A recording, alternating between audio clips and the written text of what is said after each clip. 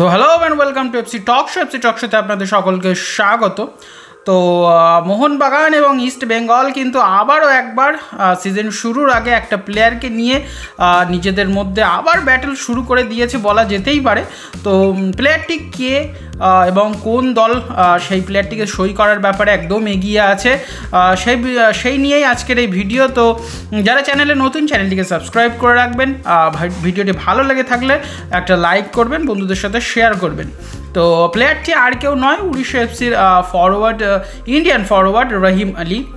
যদিও উড়িষ্যা এফসির সঙ্গে এখনও 1 বছরের কন্ট্রাক্ট আছে, তবুও যেহেতু সিজন প্রায় এসে গিয়েছে, একজন ইন্ডিয়ান ফরওয়ার্ড উভয় দলেরই দরকার।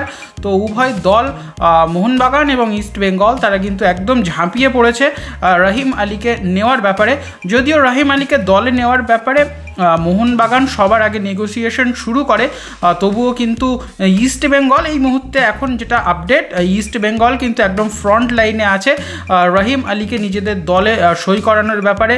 তো এখনও 1 বছরের কন্ট্রাক্ট আছে, সুতরাং একটা ট্রান্সফার ফির কিন্তু একটা ইস্যু তৈরি হবে। তো দেখা যাক সবুজ মেরুন নাকি লাল হলুদ কোন জার্সি গায়ে রহিম আলী পরবর্তী সিজনে যোগ দেয় বা খেলে আইএসএলের মঞ্চে। তো আপনাদের কি মনে হয়, সবুজ মেরুন নাকি লাল হলুদ কোন ব্রিগেডের হয়ে রহিম আলী পরবর্তী সিজনে গোল স্কোর করবে আইএসএলে? সেটা আমাদের কমেন্ট সেকশনে অবশ্যই জানান, এবং ভিডিওটি ভালো লেগে থাকলে বন্ধুদের সাথে শেয়ার করে চ্যানেলটিকে সাবস্ক্রাইব করে রাখুন। এবং এমনই বাংলার ফুটবলের ছোটোখাটো আপডেট পেতে এবং আইএসএলের ছোটোখাটো আপডেট পেতে চ্যানেলটিকে সাবস্ক্রাইব করে রাখুন।